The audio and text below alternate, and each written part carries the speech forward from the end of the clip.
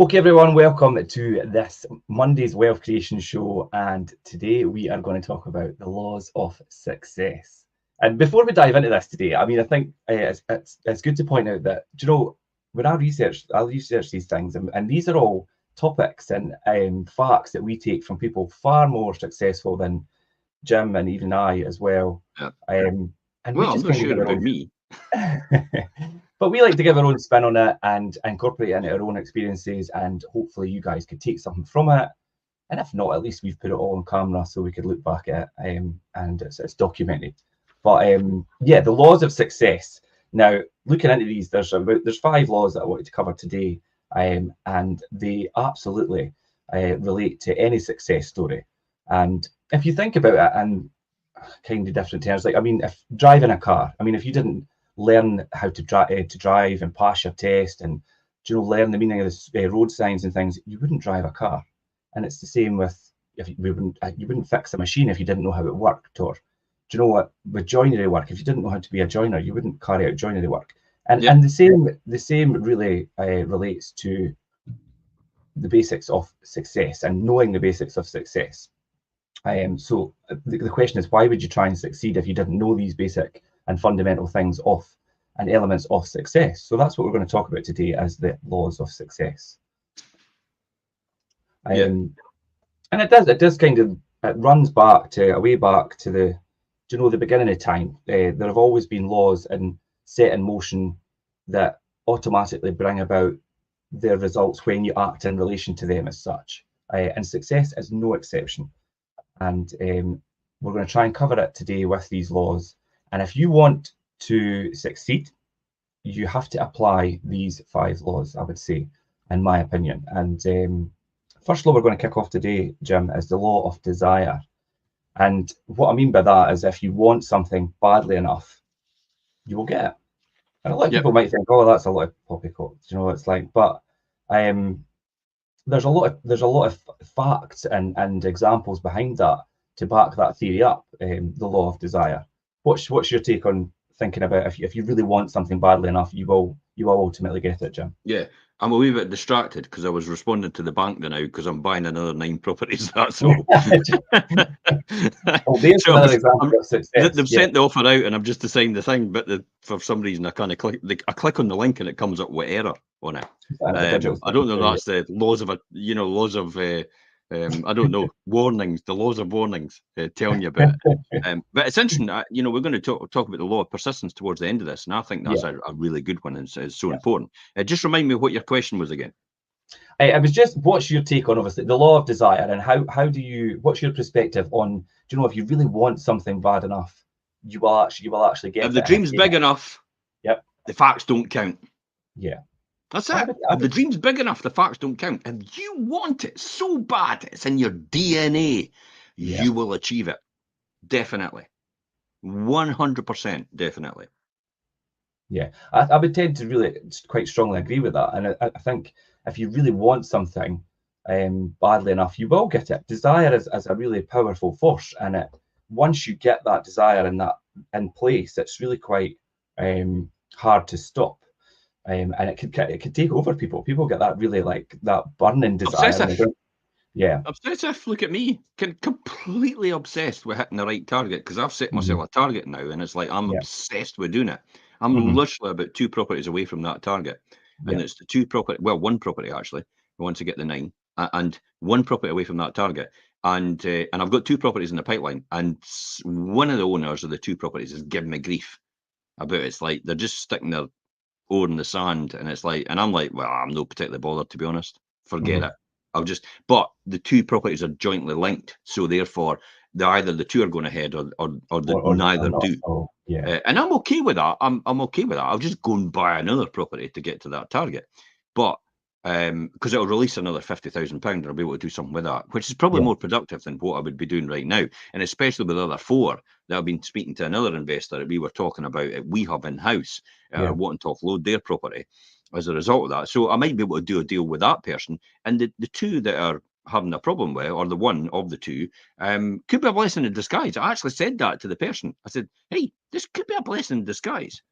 So, but remember how focused I am and how obsessive I am, And it's the desire. It's the desire. Definitely the desire. Yeah. How bad do you want it? Yeah. That's it. How bad do you want it? Is it just that? This is the classic example about people say, what would you do if you win the lottery? And you go, I'm not really sure. Do you play the lottery? It's like, yeah, I do. It's like, so have you ever thought about what you would do? Oh, I don't want to overthink it just in case I don't win and I'll be disappointed. Who cares? Yeah. Go through the whole process. I'll give you a great example of this, the story that I heard, and I thought it was absolutely brilliant. You know how you get these scratch cards, the fake ones, and it tells you you've won the lottery. And it's like, you know, you can give them to your Yeah. friends Seen and them that and online, just the trick videos. them and all the rest of it. Well, a guy did this in America with his wife way before it was ever known about the scratch card, the fake ones, about winning the millions, the Euro lotteries or whatever it was. And we're talking millions. So he got the fake cards and he put them down to his wife just after the lottery. Or what he did, I think, was he bought a lottery ticket. That was it. No, sorry. He bought a lottery ticket just after the draw had been done. So he's not going to win that draw, but he bought the lottery ticket just after it was done. And he came home and he put it on the table and he says to his wife, you know, all right, I'm going up for a bath. Go and check. Got a lottery ticket at the local thing. Go and check it. And it's like she's checking it off. She obviously doesn't check the date of that because he comes in right at the back of it, and she thinks he's bought it prior, and she's checking off and going 5. Okay, we've got that. 8. Yep, got that. 22. Got that. 25. Got that. 45. Got that. 65. Got that. Oh my God, we've won.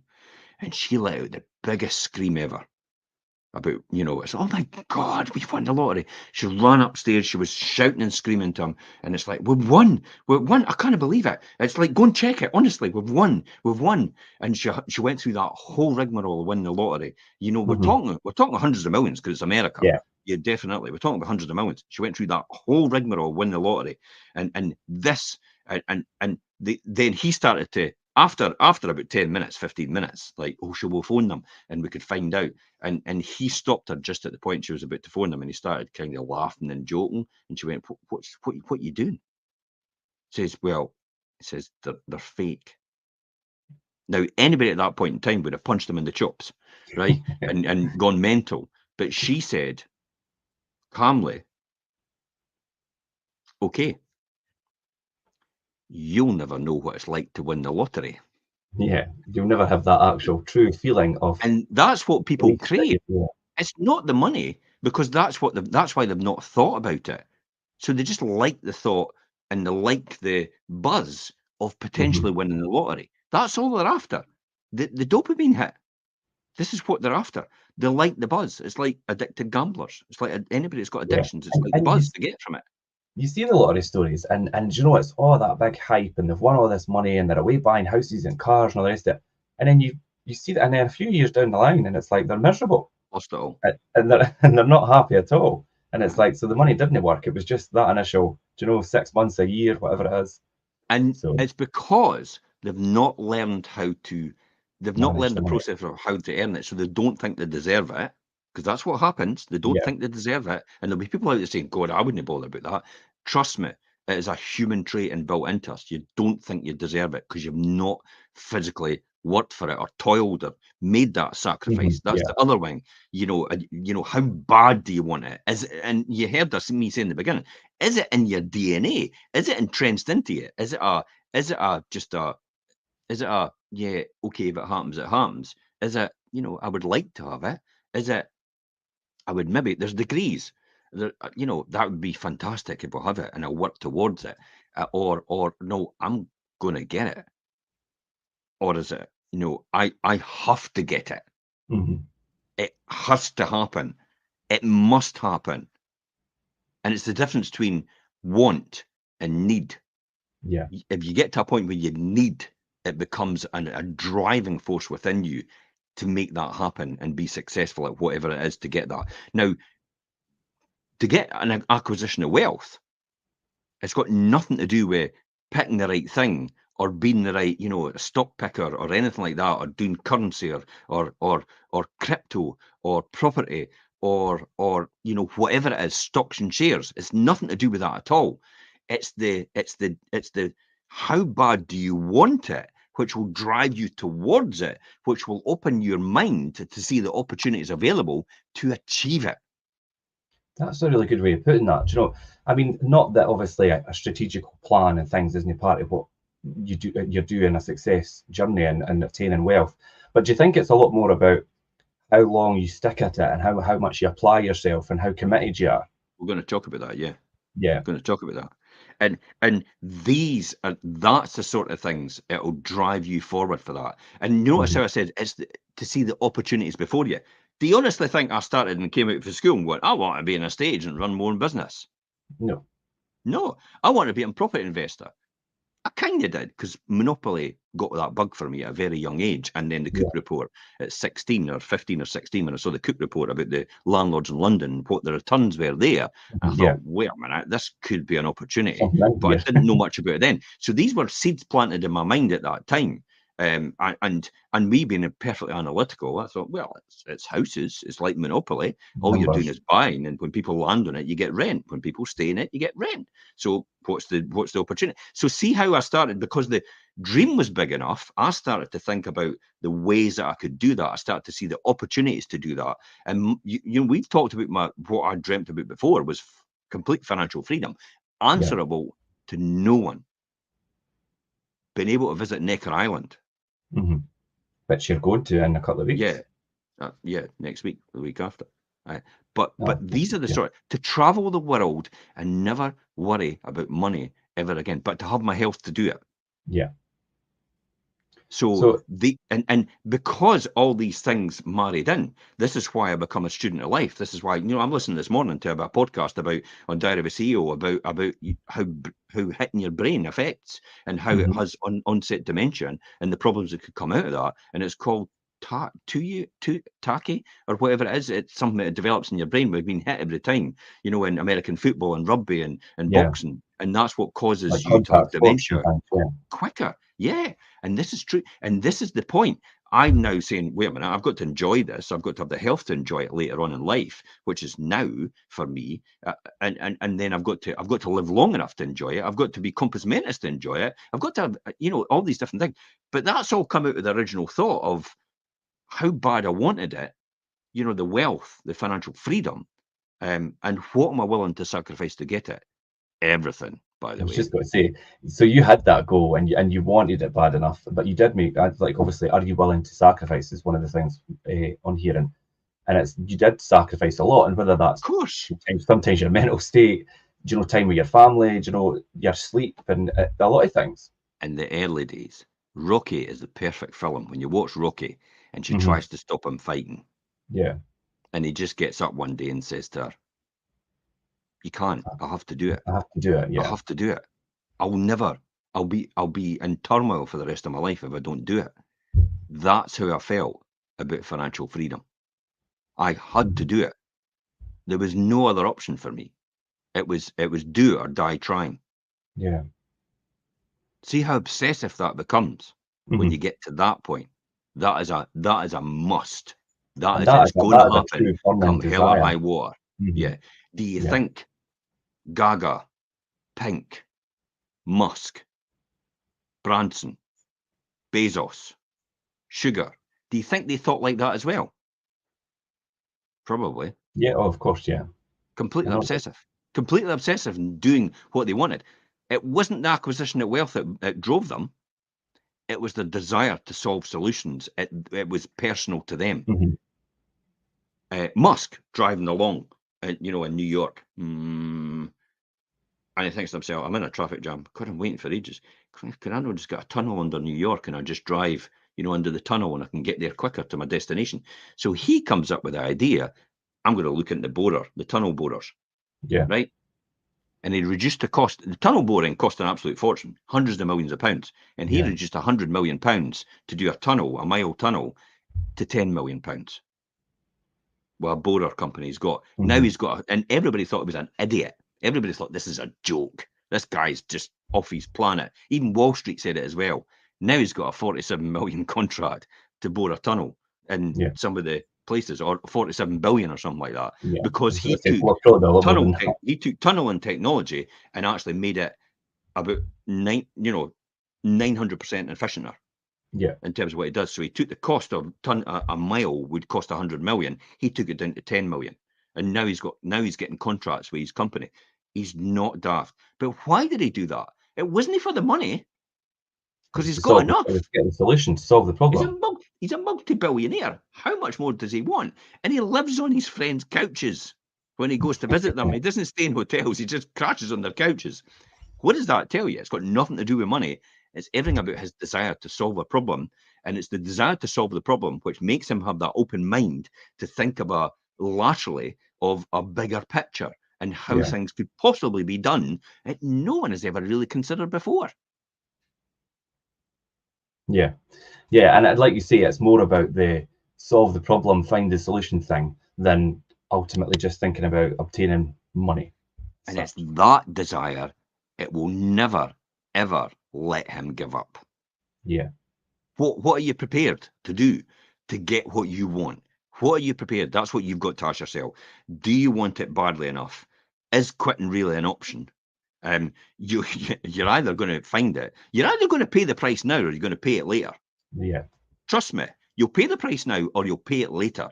But at some point in life, you will pay the price for what you're doing right now or not doing. This is how people will get 65 and go, oh no, I can't retire. I've not got enough money.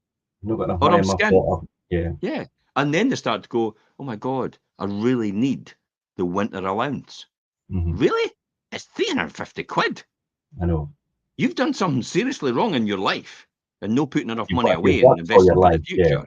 If you're struggling with 350 quid, because you've had 35 years, that's £1 a year you could have put away to get 350 quid today. That's no, when you put £10 a year. £10 a year. Sorry, I correct myself, but that's no difficult, is it? £10 a year. What does that tell you? When you put it in perspective like that, it's true. But you're absolutely right, and it's like your desire, and like I say, obviously, heats you up to perform and excel, and you know that if you've got a small fire, it can't really heat up much. So it's really necessary to have that large, intense fire within you. And that's where the term, a burning desire comes from, that fire of passion. And that will help you really excel and obtain your goals ultimately, if you want it bad enough. And that's really the law of desire. Next one is going to be the law of belief. Now, this is kind of like, and people might think as well, it's like affirmations and things as well. It's quite big in America and things. People fake it till you make it. Yeah, anything you believe in will be, anything you believe to be true will be your own reality. And there's people out there saying straight away, bullshit. Yeah. You're never going to have what you want then. Yeah. Because I can tell you straight away, as soon as you switch that off and you don't believe that, guess what? It's going to happen for you. You won't have it.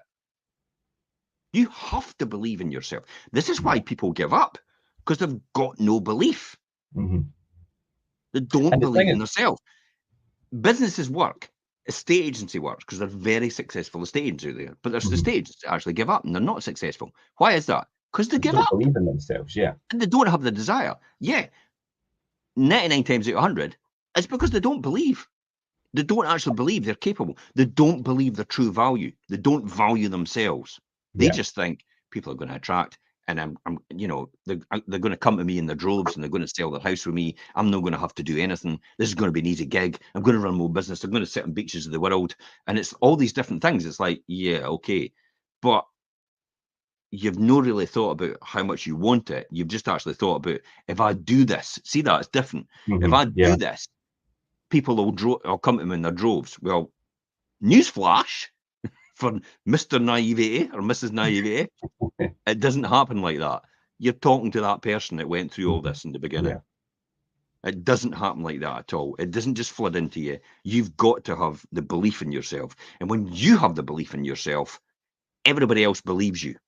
I was just going to say that if you don't believe yourself, how do you expect other people to believe in you? And especially if you're trying to be successful and run a business and things as well, ultimately you need people to invest in you as a person, and what you're doing or what you're selling or what you're providing them with. And if two you've not examples of believed in people that really believe in themselves, you think bumbling idiots: Trump, and Boris Johnson. Yeah. Multimillionaires, billionaire, Billionaires, Trump. Yeah. Trump billionaire. Think about that. Belief. And you look at them and think, how on earth? It's like, you know, oh, maybe we could put bleach into our system for COVID. And it's like, how does that guy, see what I mean? Complete, utter, unwavering belief in themselves and other people, because they don't need everybody to believe in them. See that? Yeah. That's why he's running for the election, and it will be next week or something. It'll be decided. That's why they have unwavering belief. They attract the right people that will have unwavering belief in them as well, because they have unwavering belief in themselves, and that's the result. That's why if you're running a business, people don't choose you to buy their product, because you don't possibly believe in the product, and you maybe don't believe in yourself and your capabilities. And you don't. Somebody says, a letting agent in Dundee the other day, and I went, well, it's obviously me, because I've got track record, and no one can come close to me. And I actually wrote that. No doubt, the person messaged me and says, can we have a chat? Exactly. Do you know there was a clip about of Donald Trump the other day I looked at? Actually, I should have sent you actually. And it was just a short clip in an interview, but he was asked to rate himself, or 10 out of 10, basically. Infinite. And he said, of course I would do. He's like 10. He's like, can I not score myself higher?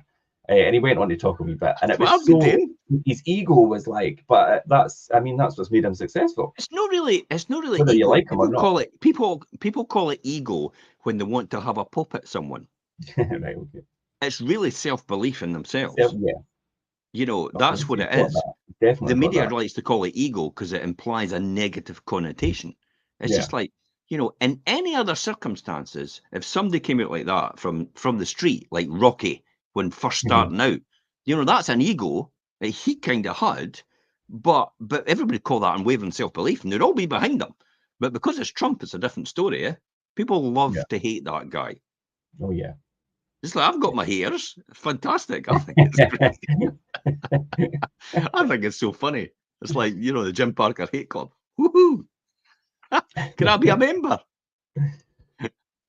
But I've not even ventured that, because I think I didn't even want to waste my time with these people. But it's great because they're advertising me to other people, because then other people go, I better check this guy out to see how much I could hate him. And it's like, hey, this guy actually talks some sense. Do you know what? That's true. See how you attract these people. Well, hey. You get people, the negative people, that'll bring you into obviously somebody's focus that'll then actually get me, because they're just like me, or they just want what I want as well, and that's the people you attract. You know, it's that sort of thing. So definitely, law of unwavering belief. Anything you believe will to be true will in your mind be a reality. Here's a good example about people who actually think they've met people because they've interacted with them on social media. That's a thing. Yeah. They think they've met them, and they think they've actually had a conversation. They think they've been out with them or a night out with them because they see them on social media.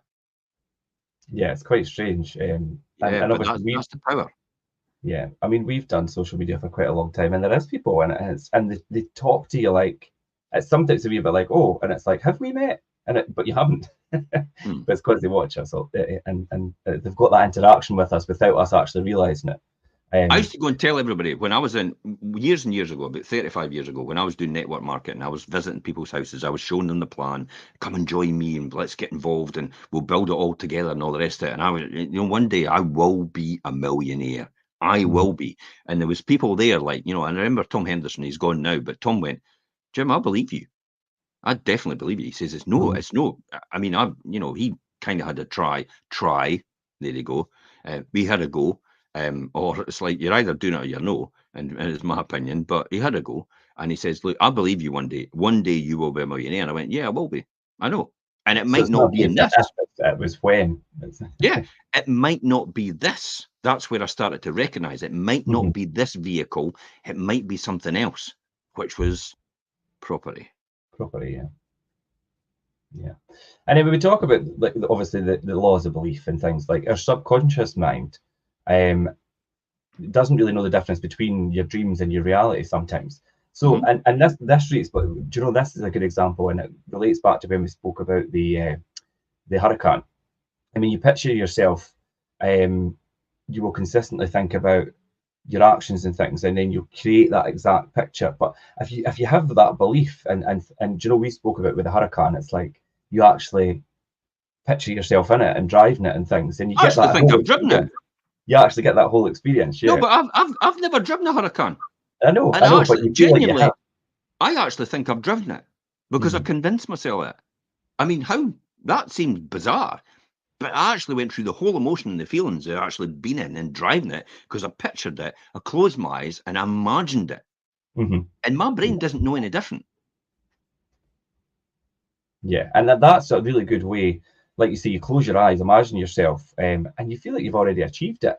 And if you put yourself in that mindset, then you kind of eliminate that doubt that you might have otherwise about your goals and about achieving them. It's called proactive visualization. Yeah. So I did that in the early days with Aston Martin. But sadly, I went to the Aston Martin garage and I drove one, I test drove one. And it's like, I then thought, it's not as good as I thought, actually. And I ended up not buying it for that reason. It's like, and I don't want to do that with a Lamborghini Huracan because it's like, I'll probably come up with the same thing. So it's like, I love the fact that I feel like I've driven one. And I like looking at them, but it's like 180 grand. I could invest money in houses and leverage that to 500,000 in lending or something. So that could get me maybe about 5, 6, 7, 8, maybe 9 or 10 properties from someone, you know, all tenanted, which will earn a significant return, 15% and above, which is great. And that will stand the test. So my sacrifice to my children, for my children, is like, no, I'm not going to buy it. I'll invest in property for you for the future because that's more important to me to make sure they're looked after.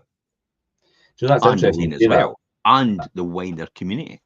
Yeah, it's interesting to me that you say that about the Aston Martin because Aston Martin's up there like with one of my favourite cars. And you said you got in it, and it wasn't actually all you thought it was cracked up to be. I would be really disappointed if I got in one and I thought, God, it would totally ruin the whole dream or the visualization. Yeah. I'm all right with that. Maybe I'll just leave it in my brain. Yeah, but sometimes it's the whole thing about you shouldn't really meet the star that you admire, the celebrity you admire. You know, there's been I've known some people in the past that have met celebrities. Some of my friends previously, they've met the celebs at the Manair because they've been in that business anyway, and they've really admired them. They've met them, gone out for a night with them, and they know the person they thought they were. They're not like, that person that you see. Yeah. Honestly, Ian Mason did that with someone, you know, from a ska band, very famous ska band. And he was like, he went out for a night with him, and it's like, oh dear, it's like this turned into a nightmare. This what he thought was a great opportunity and a dream that he always wanted. But that's the way it is. So sometimes it's better just to go with the flow, and you know, because it's not something you really, really want. It's just visualize it. But don't get delusional about it. Don't get fluffing out. No, don't get too Don't start telling people, oh, it's like I've driven the Huracan, and it's like no. You can tell yourself that, but don't start telling other people that, or there'll be an ambulance at your door with people in white jackets to take you away. Yeah. And then you'll get a reputation as Pollyanna. You know, it's like the old thing about you just see the world through rose-colored glasses, and you're a bit airy-fairy, and that guy's an idiot, or that girl's an idiot. But you will attract the right people by doing the right thing. So, you know, I have been accused in the past, and I've said it before, of being overexcited. I'm still overexcited now because I'm just so fired up all the time about when I talk about my future. And yet I talk about my future as if I'm starting for the first time. And yet I'm 57, going on 58 next month or the month after. It's like, wow. Like, what does that say? Yeah. Still excited. You know where I got that excitement though? When I spoke to Jamie. When Jamie's 44, sold, you know, Ring.com for $1 billion to Amazon. And I went, what's your next project? And he went, oh, Door.com, and I'm doing this, and I'm still in home security. And I went, so you know, how long do you think it'll take? 2 years, he thinks. You think it's 2 years? I'll give it 2 years, and he'll do it in 2 years. And I went, you know, do you really want to do it over again? And he went, fuck yeah. That's exactly what he did. It's like, and I went, whoa, I want that excitement. Yeah, definitely.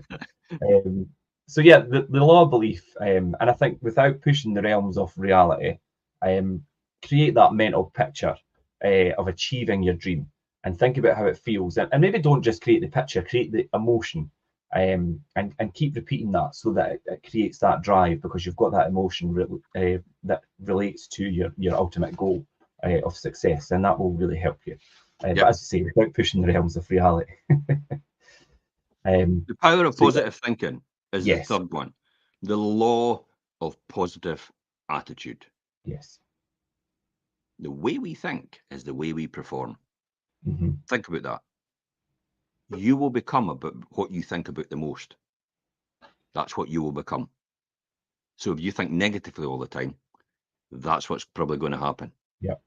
If you think positively about things and look at the positive side of stuff, you're not. It's no Pollyanna or anything like that. It's just like when people say, "Oh, it's raining outside," I'm like, "Hey, liquid sunshine," Hmm. or somewhere else in the world there's an earthquake or something Yeah. like that. You know, Always it's like something a little worse you could off. Yeah. always see the better side of that. You know, I've no got enough food in the house. It's like some people just didn't have the house. Think about Yeah. that. The rain thing. I mean, we Scotland obviously we get a lot of rain, and it's quite easy to moan about rain. There's places in the world where they would. I mean, they're dying because I it's not love raining. the rain. Yeah. You know, You you've should got be to look very at it the right thankful for the way. rain. It's Yeah. it's the positive attitude towards things. It's the two salesmen that were sent to a country where no one wore shoes. The first salesman came back from that and saw no one wore shoes and said to his boss, "There's no way. No one wears shoes. We'll not be able to do anything. Nobody will buy anything because no one wants to wear shoes." The second one came back and went, Missed an "Oh my opportunity. God, no one wears shoes." Yeah. It's like I've got a huge market for Yeah. people to sell shoes to. Definitely. And that's where you look at the positive opportunity side of that. Yeah. Yeah, definitely. But yeah, the positive thinking, I'm a great believer on, and you kind of get back what you put out a lot of the time. Because if you're putting out negative, then you're going to get negative back. So yeah, positive attitude and things is really important, and how you see things around you and how you deal with situations that you're faced with, and what you generally think about life. Do you know, people have such a negative approach and thought Yeah. process about life, and you really need to take a step back and think. And we say it all the time, you only get one shot. We're only here once. You don't get a rerun. Do you know? Think about that. And people just waste their life being negative and not really progressing. And I think I don't think they that would know. really, They don't know. It's just how they become as a result of yeah. that. So they don't really Hmm. know. You know, a lot of people need a checkup from the neck up. Hmm. You know, when you look at that, and Fred Hartage used to say that all the time. One of the mentors that I learned from, he used to say, you know, some people just need a checkup from the neck up, even Hmm. though they're young too, and they still need that because their Yeah. attitude stinks. But it's Yeah. because of the baggage that come before and the things that have happened in their life before, and they get into that mindset. So you need to throw yourself into that mindset, and I'll be honest, you've got to read some books and listen Yeah. to some positive people. And positive books like The Power of Positive Thinking by Norman Vincent Peale, Feel the Fear and Do It Anyway, Dr. Susan Jeffords, all these different things. There you go, Norman Vincent Peale, Power of Positive Thinking. So these are all the different books that you should be starting to read. And you'll start to change. You'll start to change within you. People will start to notice you've changed, by the way. They'll go, Yeah. "You're a bit upbeat today." I mean, Hmm. I remember my managing director, Fred Bowden at Trillis Russell, was wandering down the stairs one day and I was wanting to get his attention. He went, "All right, Jim, how are you today?" And I went, "Fantastic." And I said it like that. And he went, "What?" He went, "Fantastic." And he went, and he stopped. It stopped him in his tracks. And he went, "Fantastic." I went, "Absolutely. It's going to be a fantastic day." And then he walked on and it was like, that's how they get noticed. Yeah. And it was And you like, know, wow. And then when I you've probably phoned him left up your and I dance says, credits for the day as when I well. phoned him up and says, "Fred, I want to talk to you about an opportunity," he went, "Come up to my office." Mhm. Now, if I Because hadn't done he that and never just phoned him, he associates would have that gone, positive he attitude probably with would have you. gone, "I've no got time." See that how I opened the doors just by Yeah. doing something like that. And he would have probably said, "I've no got time." But that was driven out of the fact that what I was doing and the obsessiveness to get to where I wanted to be. And I was just looking at any opportunity. You will continue to go through opportunities till you find what vehicle works for you. Definitely. You just got to make sure you're not a casualty. And every time you are a casualty, then pick yourself up, dust yourself off, and let's go again. And press on, yeah. Because there will be a lot of obstacles in life for everyone, and you can't control that, but you can control your attitude. And just like you say, it's a positive attitude and having that optimism. Do you know what? It could really be a magnet for success, and that's a great example of that. Yeah, it is. You definitely become a magnet, and it's attracting the right people towards you. Hence the reason why I do blogs and vlogs and all the rest of it and what we do here. We attract investors to us because of what we do here. But I've got no intention really of doing it for that reason, but I know that's what happens as a result of what we're doing, because we're sharing knowledge and information which adds value to other people's life, you know, based on personal experience, based on what's worked for me. Yeah, and if you could push yourself and be that optimistic and positive person in all situations, and I know it's not always easy, but if you could do that, success will come to you kind of as a byproduct and kind of automatically. And even failure, do you know, we spoke about failure last week. It has a lot of positive things in itself as well, as long as as long as you use it correctly and don't think about it in a negative way so much. Think about, right, okay, I never succeeded that time. Let's try it a different way, or let's not do that next time. We've got people starting us. You know, I've had the discussion with them yesterday. I said, they're going, oh, I need to do it like this, and what should I, and I need access to this, and I need to do that. And hey, listen, just point the camera, hit the live button, and go. Yeah. You'll work it out as you go along. Done is better than perfect. Yeah, you say that to me a lot, and I've learned a lot for that, because I used to be quite a perfectionist as well. You know, trying to do things too perfectly in the first instance, and it's like, just do it and then build for there. Yeah, and the person went, good advice. Because when you said you wanted me to do this, it says I just had palpitations and I didn't know what to do, and I didn't know where to start at all. And I went, take your phone, hit the live button, and go for it. It's better than nothing. And then you work out on the way what to do next. That's all. That's it. And what's the worst that could happen? That's the downside, I said. What's the worst that could happen? He said, no one watches it. Went, there you go. Does it hurt you? No. It's like, then you know what to do next time. All right, I need to adapt it just a wee bit for somebody to watch it or engage with it or say something. Or I need to say something halfway through the video and say, look, if you like this, stick a like on the emotions and comment in the comments, please. You know, ask me a question. I'm quite happy to openly answer it. Yeah, and in any success story, it's always arrived there. They've always arrived there through a lot of failures. Do you know, there's a lot of examples of people who failed in life or made mistakes, and they actually ultimately become successful from it. And you really need to ultimately fail to succeed, I think, is the right way to put it. Edison was asked, what is it like to fail over 1,000 times to try to invent the light bulb? He went, well, I did it. So what does it matter? I had to fail 1,000 times to do it. Because he knew he was going to invent the light bulb at one day, and he was going to get it. He just kept going at it. Look at Alexander Fleming. That happened. Penicillin.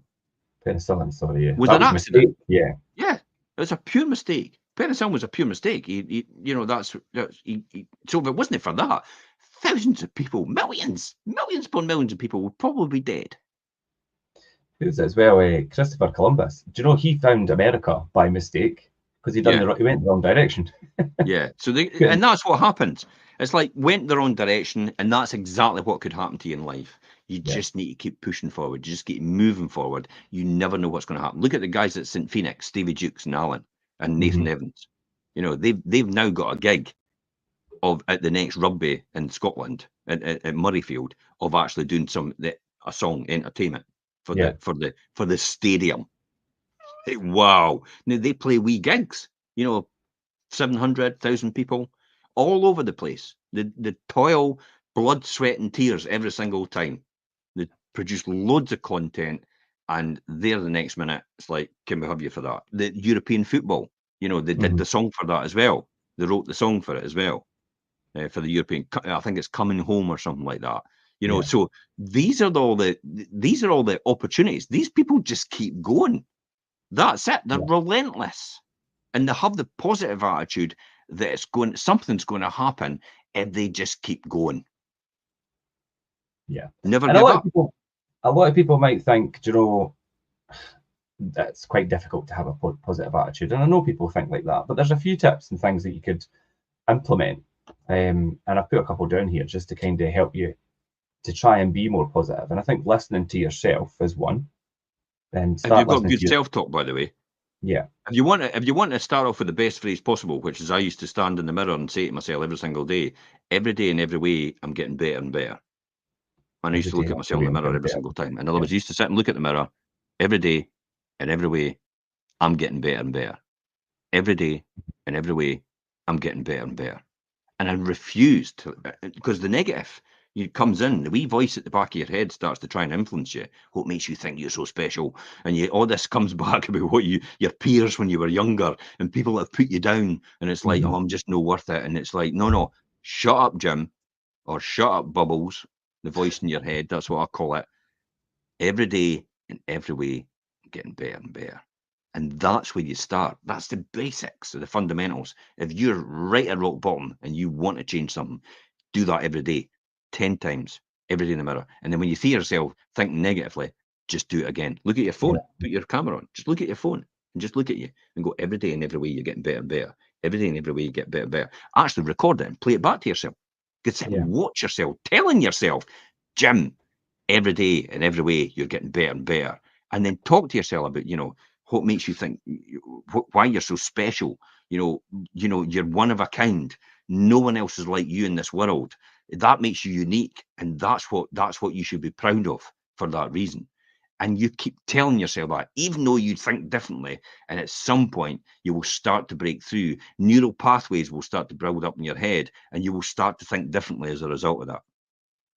Yeah, definitely. And I think when negative thoughts start to creep in, like you say, push them back out. Yep. A lot of people like a lot of things like memories and things from the past haunt them and hold them back. So guess what's going to happen out of that? You're going to sleep better. Yes. Because you'll feel better about yourself, and getting sleep is essential. When you start to wake up in the middle of the night all the time and you're in turmoil and anxiety and everything like that, that is not good for you. If you're really bad with anxiety and all the rest of it, probably need to speak to the doctor. That's probably my best course of action. They will give you something like possibly citalopram, anything like that, to help you calm that down in the interim, help you sleep better. That replenishes you, that gets you thinking straight again, and then you can go again. So there's nothing wrong with that. Yeah. Depression is decompression. Just like you would come up when you come up from the water or come down from the air, you decompress. Depression, depress, decompress. That's what that is. Take a step back, slow down, just giving you a wee bit of sign, get better again, and let's go again. That's it. You learn to do that and understand that, you become comfortable with yourself. You understand yourself. Therefore, you don't go like everybody else does. And it's like, oh, why am I like this? And start worrying. Why am I like this? And why am I always like this? And no, because you completely understand yourself now. You completely understand why you're thinking. That's what books help you done. And getting the right education to become a student of life. And it then puts things into perspective for you, which is the other one you've said in here about the main tips. You then start to put things into perspective. And you don't get stressed anymore. You don't get frustrated. You take a step back every time, and you start to think about, what's the point of worrying about something I can't influence or change? Everybody was going on about the budget, and I went, it's not going to make any difference to me. I did nothing about it. Yeah, I watched it. I never watched it. I didn't bother, because I thought to myself, what's the point? We're all in the same boat. It's not going to make any difference. I'll find out later on. Because I used to love watching the budget and thinking, what could we do and how could we think about it? Now it's like, it makes no difference. I tuned in, I watched the stamp duty and capital gains and things. As I said, it's relevant to our investors. The final one you said here about taking a break, this is what I just talked about. If you're at that point where you're almost breaking point and you're almost to the point of, oh my God, I'm just going to collapse in a heap on the ground, get some rest. You definitely rest. You've got to take time out to sharpen your axe. It's the same example about the guy that went out to the forest, and the two guys went out and they were chopping down trees every day, and one guy went for his lunch every day, and the other guy kept chopping. But after about a week, the other guy kept chopping every day and missing out his lunch and doing more hours. Actually was chopping down less trees than the boy that was actually going for his lunch and going for his break. He went, how on earth are you doing this? And he went, well, actually, when I go for my lunch and my break, just before I'm about to start again, I take time out and I sharpen my axe before I start again. Oh, I'm not doing that. Aye, because he's not just recharging his cell, he's obviously sharpening his axe. Yeah. The other guy's not doing that. So I've now realised it's like, whoa, wait a minute, Jim. Doing this excessively all the time. Fair enough, you've got to a certain point, but to get to the next stage, what you've done before will not get you to where you want to be now, because you're only where you are. So what got you there won't get you there, because it's a different mindset, or you would be there already. So what got you here will not get you there. You have to do something different, think differently. And that's sometimes when you've got to take that break. So think about it. Every time you think about something, choose a positive attitude. Don't focus on the negative. Oh no, I'm when I damaged my knee, my foot, and everything like that, and triathlons is easy for me anymore. I got really upset, bent out of shape about it, and I thought, God, I'm never going to get back running. And I thought, well, for somebody that's got legs, I'm probably better off. Yeah. I started to think like that. I started to think about, God, people are still here. This is why I talk about when you get up every morning, it's like, hey, I've got a pulse. Woohoo! Yeah. It's going to be a good day, because there's people that won't get up. They're not here any longer. They've died. Yeah. So you should be grateful for that. The fact that you've still got your health. And that's what you should be thinking. So think about all the things that you want. Take that break, go away for a wee while, rest for a wee while, take a relaxation, your mini breaks, for me, it's my camper van on my own up in the Highlands. The way you clear your head, the bike, walking out in the Highlands, just with no one there. No music, by the way. I ain't interested in the music at all. I just want to engage. I just want to chill. I want to hear the sounds of the sea if I'm near the ocean, the river, people just away in the distance. I want to hear the rush of the wind on my face. I want to feel that. I want to hear, I want it, the sudden pour down in rain. It's like, oh my God, I'm alive. It's like, just that feeling. I do the early morning walk sometimes with the dog, and it's like no earphones, out in the country, and you do get caught in the rain, but it makes you feel like, it's a realization, like, right, like you say, I'm here, I'm alive, but it gives you time to kind of just process, I think. We are human beings who are supposed to connect with nature and each other. Yeah. Shutting yourself off with music and not interacting with other people and staying in your house and watching telly isn't the way forward, and spending all your time on social media isn't the way forward either. Yeah, and screen time as well. And what we do, I mean, obviously phones, laptops on here and things, there's a lot of screen time, so you need to find that balance, and I do take time and go out in nature and things. So, this is where we come in with the bit I love the most, the law of persistence. Yeah. If you keep trying, you will succeed. That's guaranteed. Yeah. So what you got to say about that then? Yeah, so I think, persistence is really important, and the ability to persist is what makes people ultimately successful, I would say. And how many times did you stop trying after your first failure? Think about that. And success never comes after your first attempt. Do you know, it goes back to this thing about, obviously, the success that you could have from multiple failures. And whether your goal is there will be obstacles, as I've said, on your way to and your path to success, and they're all part of life. So really expect them, but learn from them and adapt, and keep persisting with your ultimate goal, and you will be successful. So the law of persistence is so important. I put a few examples in here, and they're really good. Like Walt Disney, he was turned down 302 times before he got financing for his dream for creating the happiest place on earth, and look at it now. Yeah. So one of the most successful thing at the parks and things in the world. Colonel Sanders, you spoke about this a couple of shows ago, actually, Jim. Yeah. And he spent 2 years driving across the whole of the United States looking for restaurants to buy his chicken recipe. Well, I think it was his grandma's chicken recipe. and he was turned down 1,009 times before somebody picked it up. And look at KFC now. If you don't know who Colonel Sanders is, it's KFC. So that's they're just two examples of their persistence and not letting failure hold them back. And that is just they're just two examples. So there'll be many, many more. And like I say, any success story is filled with failure and people's persistence to succeed after that. So success really lies in the person's willingness to make relentless step-by-step efforts, I would say. Do you feel like you were ever in that position yourself, Jim, where you just thought, I have to keep powering through, I have to be persistent at this? Do you know? In your own you know, these are the things that you just, I think it's the books that teach you that. It's they give you the strength to go forward and go through it as a result, and you become successful for that very reason. It's your persistence that people are valuing you for. Because you don't give up, you're relentless. You always find an opportunity. You become solution orientated at every opportunity, because you persist all the time. It's like, for example, we were at the a meeting last night for the Celladite Tidal Pool, and we were talking about how people we were putting up showers and toilets and all the rest of it and changing cubicles. And then somebody in the community said, "Oh, we don't want that." And then all of a sudden, funding's withdrawn. It's like, whoa. And then I was like, okay, well, instead of doing that, why don't we just push it through on disabled?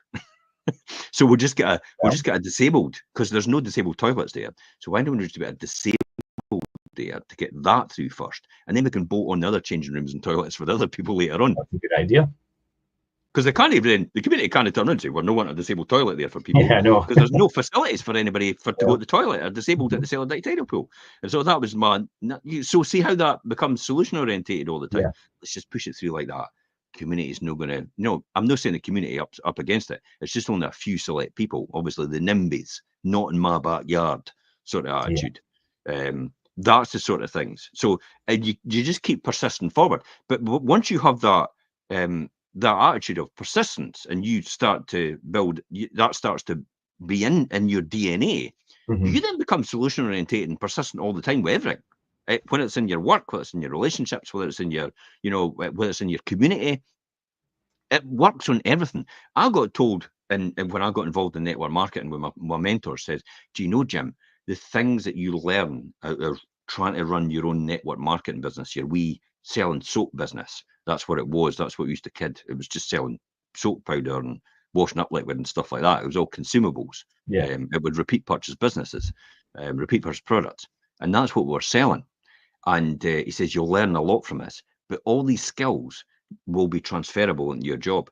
Now, I knew that because Paul, what's it? God, I can't mind his name. McFadden.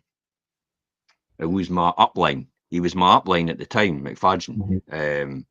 It's gone out of my head. Anyway, it was my upline at the time, years and years ago. And he introduced me to Bernie D'Souza, who was his upline and everything like that. And he had gone to a meteoric rise, had been a company director within a short period of time. And I was like, oh my God. How did you do that? And he says, "Well, I just plugged myself in the system and I learned off of these people. They told me the right books to read. They told me the mentorship to get. They told me the functions to attend. And then they told me the just keep doing with this and cold calling people to sell product and all the rest of it. All the friends and family you've got around about you to sell a wee amount, and recruiting and interacting with other people, communicating with other people. And all these skills were taught to me in that business. I technically really failed it. Yeah, if it wasn't for that, I wouldn't be where I am today. Yeah. With the failure. And that's a prime example of where failing should not be seen as a bad thing. It should be seen as it was everything. It was everything. I would never be where I am right now if I hadn't failed so much in that. Yeah. That taught me a huge amount of life skills that I'm still using today.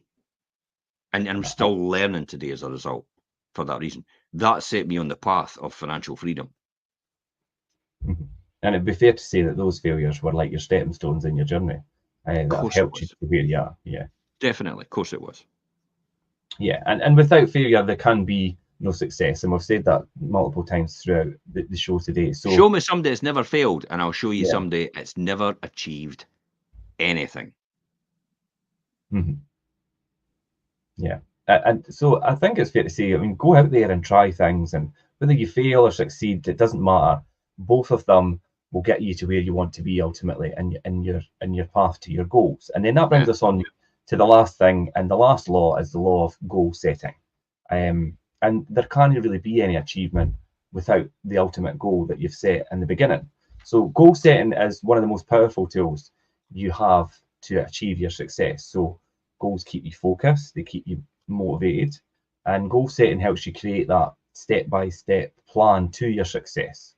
And it'd be fair to say your dreams will only be your dreams without setting your goals. They're not going to, do you know what I mean? They're only going to be your dreams unless you set the goals. So, do you know, there's a few differences between your dreams and your goals, though. Do you know, if you set a goal, it's got a deadline. Goals have to be quite specific, although you can kind of veer off on your journey towards them. Goals can be put into writing. You could actually put them down on pen and paper.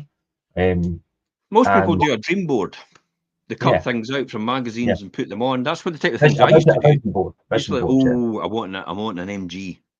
You know, the new MG when they came out, I wanted an MG. It's like I had a wee MG, and then I wanted a bigger house. And I started off with the material things in the beginning about what you really wanted, but then I started to change my mindset to the intangibles, the stuff that you can't feel, but you can't touch physically, but you know, and it's like the financial freedom and what that will give you. The opportunity to meet people far more successful than you, which you can learn from because you've got the wealth and money to do that. The opportunity to actually be able to pay for your health care if you need it, rather than having to wait on a waiting list with NHS. The opportunity for your family to help your family further afield in your community as well. These are all intangibles which started to attract me. The Secret Millionaires, you know, the Channel 4 programs, and when people just sat down with people and they had no idea who they were, and they just suddenly says, look, I'll help you out with that. That's the sort of things. Yeah. And these things, especially like the private healthcare and being able to afford that and things, these intangible things are far more important than what you had probably initially on. Like, and vision boards are good because, and it is, you do a vision board at the start of any journey or the start of your and it's tangible things like a new house, a new car, and, you know, holidays and things like that. And it's good to have that because, see, once you get years and years down the line, you probably look at it and think, that's not what I really want anymore. It's these things. And it's like you say, that ability to have private healthcare and things as well, that all come as a byproduct of your success because you've then got the wealth to be able to do that. And that's quite an important thing. And I think that's vision boards are really good when you're doing goal setting, and to compare them from back in the beginning to where you are later on in your journey. Yeah, definitely. A vision board is, for most people, that's what it is. Sticking stuff. I mean, if you want to lose weight, get thin people when you were younger and stick yourself on the how is it possible? Think about this. How is it possible? I'm going to say women for a classic example. How is it possible?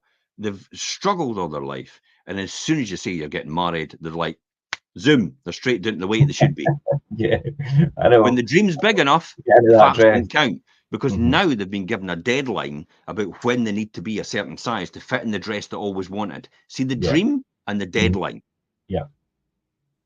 Nothing will stop you if you've got the dream big enough and you've got the deadline to hit as a result of that. Nothing will stop you. And that's a classic example when people say that. Or you've got to have heart surgery, you're going to have to lose weight, or you'll die. It's like, I've got no other choice. See how that's happened? You've got no other choice. You will do it, or you will die. See how that's so big, that goal, that you have to achieve it regardless. That is literally die trying, achieve it or die trying. There's no bigger driver than your life itself, Of course. And that's what drives you forward. And this is a classic example as well. People want to give up smoking. The dream's no big enough for giving up smoking. That's why they keep smoking, because they've not got a big enough dream. They've not built that in their mind about why they want it. They want to give up, being obese. It's like, the dream's no big enough. They've not got a big enough dream to do that. They just keep thinking to yourself, if I eat less and exercise more, that's going to happen. but they've got no. So when it comes to a crisis, they go, or oh, I needed that. It's like they're back on it again because they've got nothing compelling that they could look at to say, this is why I'm doing it. Yeah. I've been there. I've given up smoking. That's exactly how it happened. And then what I did was I knew the psychology about it. I says, you've got to change all your habits the next day in order to have the biggest success rate. And that's when I did it just before I was finishing college. The night I was finishing college, 20 farts as quick as possible. Next day stopped. That's it. Never again, because I wasn't at college anymore, so I had no association of going for a cigarette after being in the classroom, after my lunch at dinner time. All my habits had changed. Therefore, it was a higher success rate I would have as a result of that. And that's how it happened. So you, with the dream and the goal and the deadline and being specific and putting them in writing and having a clear step-by-step plan you will have over time, you will definitely succeed in anything you want to do. Yeah, I would definitely agree. And that's, today we've covered obviously the laws of success, and it's the law of desire, the law of belief, the law of that positive attitude, that law of persistence, and finally, as we said, the law of setting goals. And all of these have their own important part to play in anybody's success journey. And hopefully what we've covered today and using the own experiences and things and some of the facts has helped everyone that's tuning in. Thanks to everybody for joining in the comments. If you're watching us on the rerun, please comment as well. We will come back to you.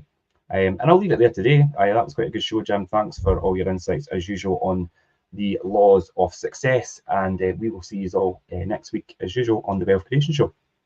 Perfect. Bye-bye for now. See you later.